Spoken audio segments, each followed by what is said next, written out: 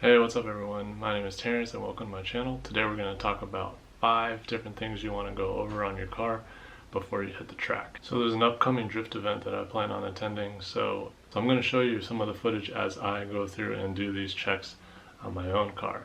Doing these checks is very crucial. Something as basic as noticing your coolant level is low could result in your car blowing up, overheating, blowing the head gasket. So what takes 10 seconds to double check can really be worth it. Number 1, before you do anything, the first thing you want to check are for any rules and regulations of the specific track or the event you're attending. Most series and tracks have their own little set of guidelines and rules that you need to meet. Usually there's a safety checklist that you have to go through to make sure your car passes tech. Always check on the website. Usually it's pretty basic, but you just don't want to miss anything. It could be anything from no cracked windshields to making sure all your lug nuts are present, no leaks. Those are some of the general ones I see. Also, at some tracks there's a decibel limitation on how loud your car can be. So you just want to make sure that your car meets all these requirements before you do any other checks. Otherwise, you're just going to waste your time doing your own check. And then once you show up to the track, you don't even meet their standards and then you can't even drive. Step number 2. This is probably one of the most important. Checking all your fluids. So in this step, what you want to do is pop the hood and check all of your fluids. So the first one you'll start with is check oil.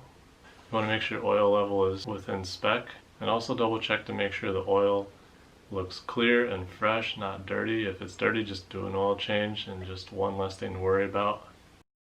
Next, you want to look at power steering fluid. In my case, it's a drift car, so we use power steering very heavily, and oftentimes the power steering fluid boils over. So just double check, make sure there's enough fluid and that it looks in good condition. Next, we want to check the brake fluid. Check for leaks along the lines and make sure the brake fluid level is sufficient.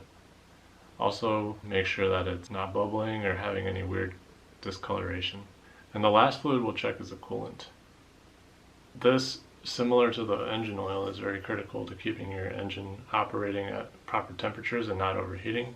So make sure you have sufficient levels of coolant. Here it was reading a little bit low on the overflow, so I just topped it off just in case. Step number 3, bolt check. Get under your car and check for any moving parts and just do a once over and make sure all the bolts are tight. Make sure you double check anything that you've modified recently. You might think, oh, I tightened it pretty tight, it should be fine. You'd be surprised with even just a few miles of driving and rattling that stuff can get backed out and become loose and fall off. So in my case, it would be the WiseFab steering angle kit. All the front arms are new. I'm just going to go over and check all of the bolts and make sure they're all tight.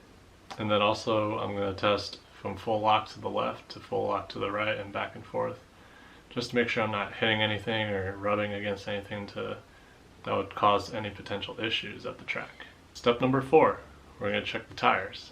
You want to especially inspect your front tires. Most of your braking and stopping power is coming from the front wheels, so that along with turning is all in the front wheels, so you want to make sure they're okay.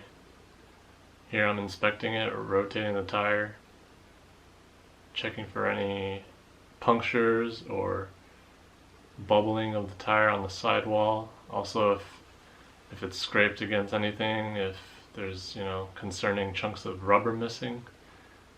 So be pretty tedious about this and just spin it once or twice just to make sure there's nothing sticking out of the tire and they have plenty of tread left. This would also be a good time to look for any abnormal wear patterns, which could explain like a improper alignment that you have set up. Most of us neglect the air pressure for long periods of time, just assuming it's fine, so it's good to just double check that the air pressure is at the level that you want, just in case, so that the tires can perform properly. Step number 5, general safety. Just do an overall check of the car. Simple things like making sure the battery's tied down.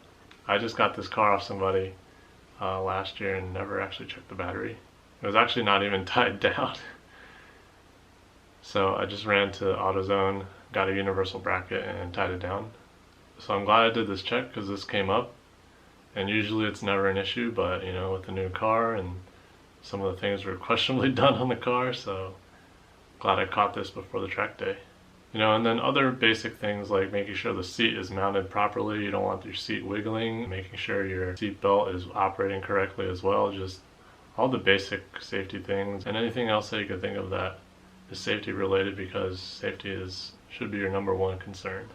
So those are the 5 main areas I would check of a car before you do your track day.